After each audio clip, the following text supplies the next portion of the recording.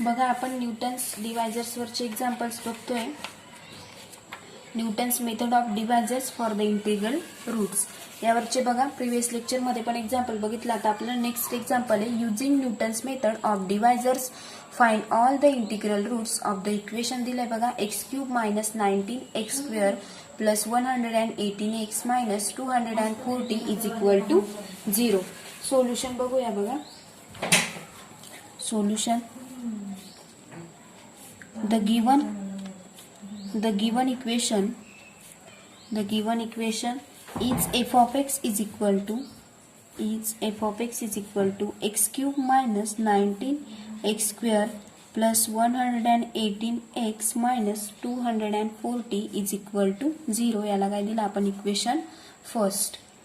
Next म्हणजेच equal to बघा x² जर आपण कॉमन काढला ब्रॅकेटच्या बाहेर तर काय शिल्लक राहील x मायनस 19 प्लस 2 जर ब्रॅकेटच्या बाहेर काढला तर काय राहील मग 59 2 जा 118 होतो मायनस 120 2 जा 240 म्हणजेच 2 कॉमन काढून म्हणजेच ते कसं मिळेल आपल्याला ग्रेटर दॅन 0 मिळेल. फॉर x कसा मिळेल x greater than equal to 19. Next बघा म्हणजेच देअरफॉर 19 बघा आपल्याला इथं 19 दिसतोय म्हणजेच 19 काय असेल मग 19 is an upper bound 19 is an upper bound for real roots of f of x is equal to 0 म्हणजेच next again f of minus x ची काय टाकला आता आपण f of minus x is equal to काय function असेल मग minus x³ minus 19x² minus 118x minus 240 म्हणजेच देअरफॉर f of x काय असेल मग sorry f of minus x has no change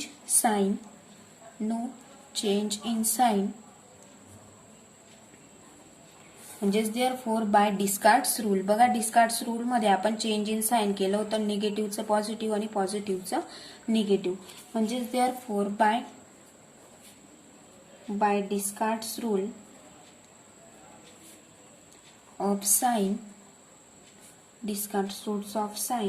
f of x is equal to 0 has no negative roots बघा म्हणजेच त्याचे निगेटिव्ह रूट्स नाही पडणार. Has no negative roots. Therefore the real roots of f of x is equal to 0 lies between 0 and काय येतील मग 0 and 19 कारण 19 चे दोनच रूट मिळतील बघा आपल्याला काय मिळतील मग 0 आणि 19. मग नेक्स्ट बघा इंटिग्रल डिवायझर्स. आता बघा आपल्याला मोठा नंबर्स कोणता दिसतोय इथं 240. मग आपल्याला काय करावं लागेल 214 चे जर फॅक्टर्स पाडले integral divisors of minus 240 between 0 and 19 are 1 2 3 4 5 6 8 10 12 15 and 16 हे काय पडतील त्याचे फॅक्टर्स पडतील बघा. जर आपण f of x ची व्हॅल्यू x ची जर व्हॅल्यू 1 पुट केली बघा x ची व्हॅल्यू 1 म्हणजेच f of 1 जर पुट केली तर काय मिळेल आपल्याला मायनस 114 म्हणजे बघा ती कशी पुट करायची x ची व्हॅल्यू काय पुट करायची फक्त 1³ is equal to 1 minus 19 minus 114 minus 214 तर येणार आणि यांची दोघांची ऍडिशन किती मिळेल आपल्याला 140 म्हणजेच f of 1 is equal to किती मिळाला मायनस 114. जर आपण f of -1 पुट केली तर काय राहील मग मायनस 348 कारण ते मायनस मायनस प्लस होऊन जाईल म्हणजेच त्यांची ऍडिशन होऊन जाईल बघा. म्हणजेच therefore 1 and -1 are not roots of the equation 1 roots of equation first म्हणजेच इक्वेशन 1 चे 1 पण आणि -1 पण हे रूट येणार नाहीत. मग देअरफॉर म्हणजेच नाव now reject divisors alpha is equal to 4, 10, 12 and 16 हे आपण काय करून घेऊ, रिजेक्ट करून घेऊ. Are alpha alpha minus one does not equal to F of 1. म्हणजेच बघा नेक्स्ट नाव वी रिजेक्ट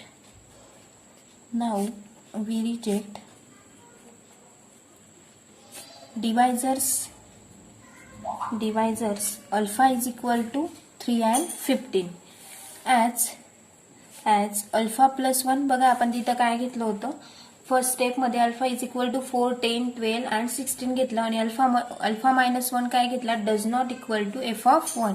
इथं काय करतोय आपण, अल्फाची व्हॅल्यू 3 आणि 5 घेतोय as alpha plus 1 does not equal to F of minus 1. म्हणजेच देअरफॉर द डिवायझर्स to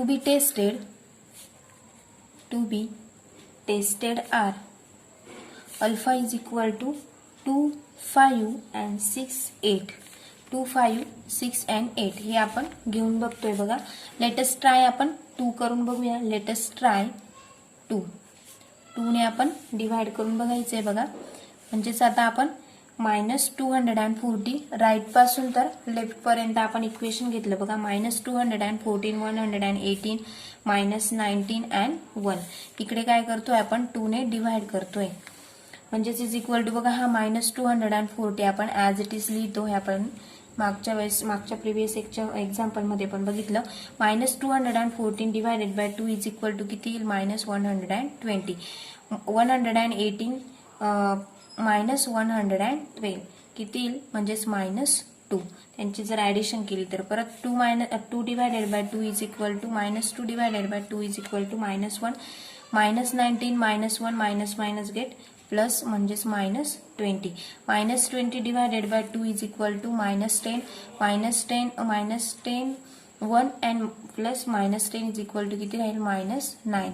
म्हणजेच -9 हा 0 आला का, रिमाइंडर 0 आली का आपली, नाही तर -9 इज नॉट इक्वल टू 0. म्हणजेच मग नेक्स्ट 2 म्हणजे 2 त्याचा फॅक्टर येणार नाही. म्हणजेच therefore 2 is not a root of equation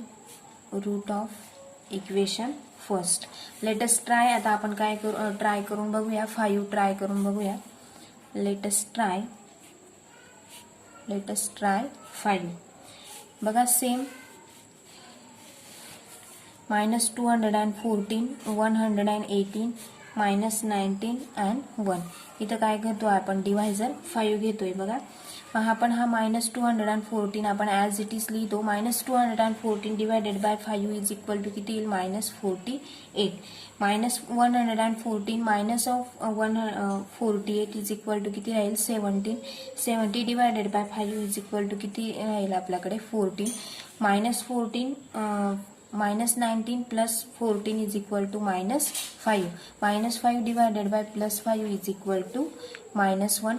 -1 plus 1 किती रिमाइंडर राहील मग आपल्याकडे, -1 प्लस 1 गेट कॅन्सल. म्हणजेच आपली रिमाइंडर किती आली मग आपली 0. आणि आपल्याला रिमाइंडर 0 येते तोपर्यंत काय करायचं येते, सॉल्व्ह करायचंय. म्हणजेच देअरफॉर 5 काय आला मग, root of the equation first. म्हणजेच therefore 5 is a root of equation first. म्हणजेच देअरफॉर द रिमेनिंग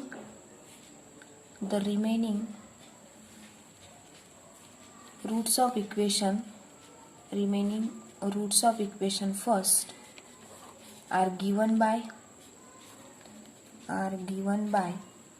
बघा हे जे रिमेनिंग आलेलं आहे -48 प्लस 14x मायनस x², ह्या पद्धतीने हे रिमेनिंग आपल्याला इक्वेशन आलं आहे. Therefore -48 plus 14x minus x² is equal to 0. म्हणजेच देअरफॉर x² ची टर्म आपण या बाजूला घेतली, x² minus 14x plus 48 is equal to 0. म्हणजेच x चे फॅक्टर काय पडतील मग, x is equal to 6 and 8. बघा हे फॅक्टर पडतील 6 आणि 8 या दोघांना जर आपण एलसीएम काढून बघितलं तर त्याचे factor x is equal to 6 and 8 पडतील. म्हणजेच therefore the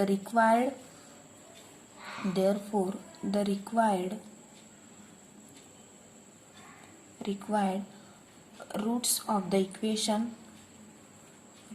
equation first are काय मिळू शकतात मग 5 मिळाला 6 मिळेल अँड 8 हे काय मिळतील त्याचे फॅक्टर असू शकतात. The require roots of equation फर्स्टचे 5 6 अँड 8. आता नेक्स्ट एक्झाम्पल बघूया. बघा नेक्स्ट एक्झाम्पल आहे आता find integral roots of the equation x raise to 4 plus x cube minus 13x square minus 10x plus 200 is equal to 0 which lies between minus 8 and 10 and hence solve the equation. बघा solution बघूया. The given equation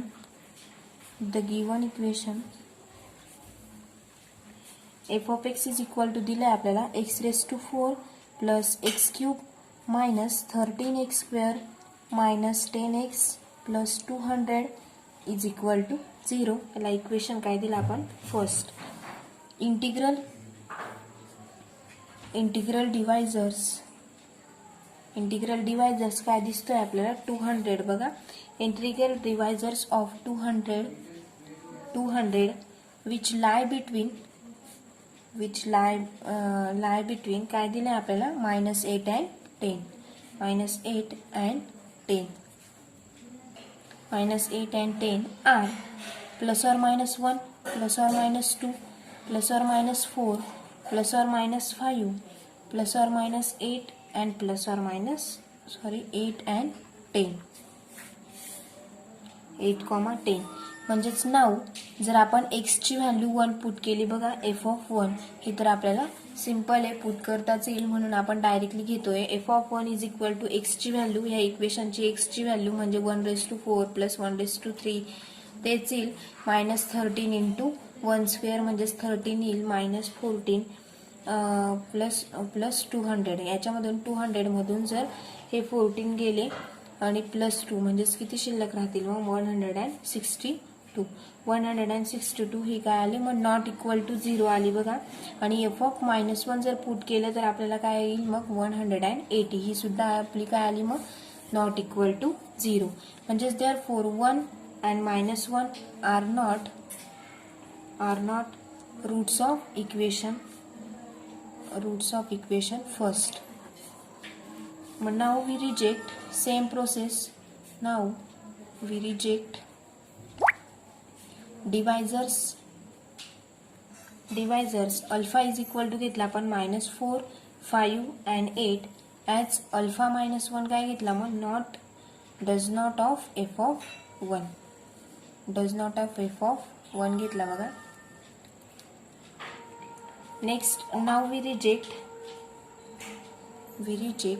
divisors alpha is equal to काय घेतलं -8 and 10 घेतलं as काय घेतलं मग alpha +1 घेतला does not of f of -1 या पद्धतीने. म्हणजेच देअरफॉर द डिवायझर्स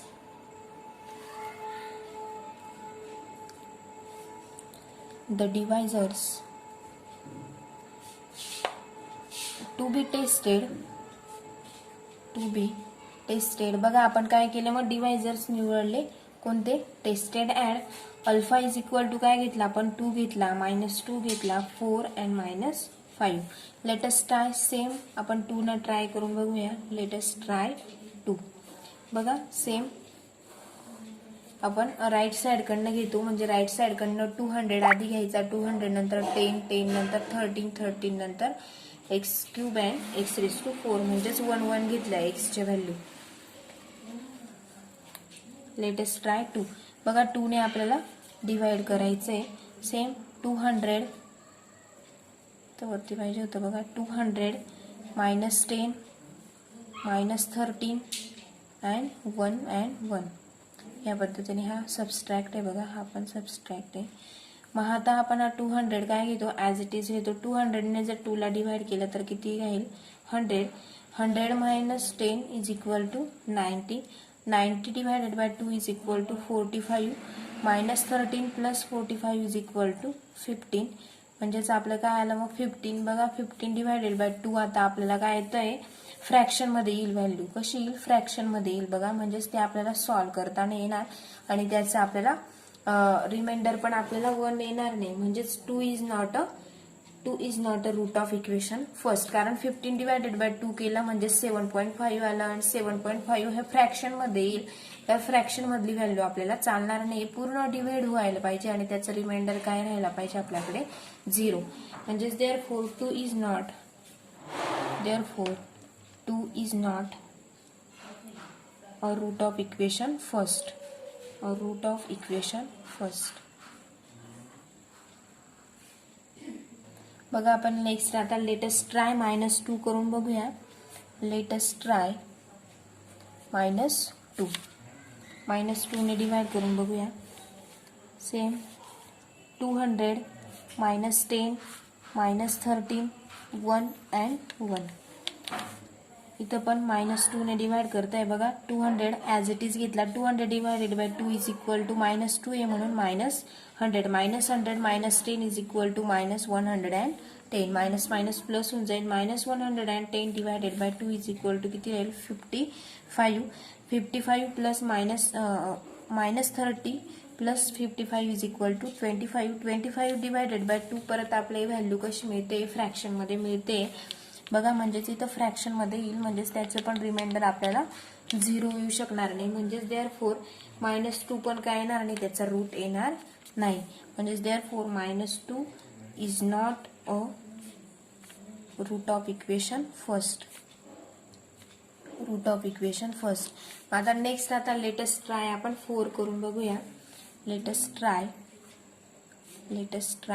4 बघा. 4 ने आता आपल्याला डिवाइड करून बघायचंय. सेम 200 घेतलं -10 -30 1 and 1. सेम बघा इथं काय घेतोय आपण 4. 200 आपण ॲज इट इज लिहिला. 200 divided by 4 is equal to 50. -10 plus 50 is equal to 40. 40 divided by 4 is equal to 10. -30 plus 10 is equal to -20. -20 divided by 4 is equal म्हणजेच इज इक्वल टू बघा 1 प्लस -5 इज इक्वल टू किती मिळेल आपल्याला -4. -4 divided by 4 is equal to किती राहील आपल्याकडे -1 plus 1 gate 0. म्हणजेच आपली रिमाइंडर किती मिळाली आपल्याला 0 मिळाली बघा. म्हणजेच therefore 4 काय मिळाला 4 is a root of equation first. म्हणजेच therefore the remaining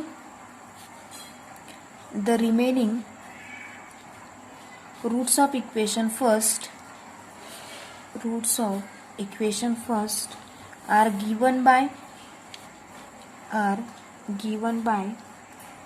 बघा. जे रिमेनिंग आपल्याला हे मिळाले. रिमेनिंग जे रूट्स आहेत त्यांचं आपल्याला काय करावं लागेल इक्वेशन बनवावं लागेल. 50 plus 10x minus 5x² minus x³ ज्या पद्धतीने आपण राईट कडून लेफ्ट कडे लिहिलं होतं त्या पद्धतीने.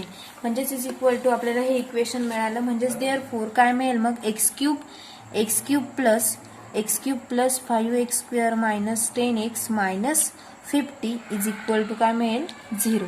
बघा मग हे आपल्याला परत आता इक्वेशन दिसतंय 3rd degree 2nd degree 1st degree and म्हणजे असं पूर्ण इक्वेशन दिसतंय. म्हणून आपल्याला काय करावं लागेल परत याचे फॅक्टर पाडावे लागतील.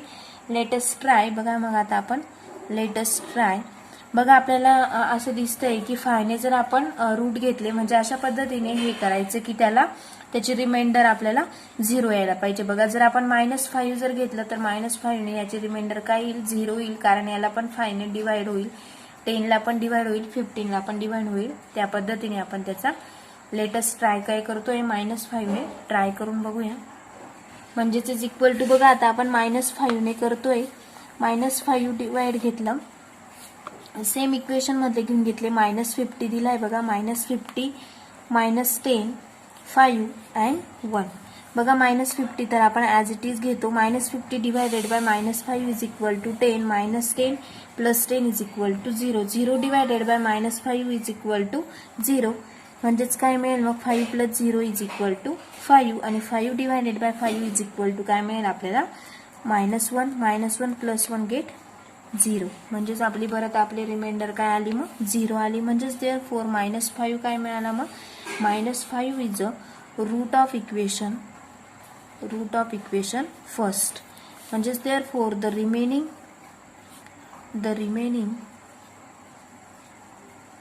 Roots of equation first are given by काय मिळालं मग रिमेनिंग काय मिळेल 10 - x². बघा 10 - x² इज इक्वल टू 0. म्हणजेच x ची व्हॅल्यू काय मिळेल मग x इज इक्वल टू ±√10. आपण असं लिहू शकतो. म्हणजेच x इज इक्वल टू ±10. म्हणजेच thus रूट्स ऑफ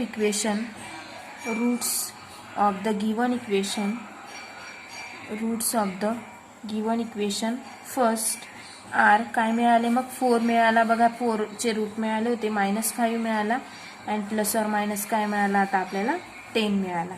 म्हणजेच देअरफॉर द रिक्वायर्ड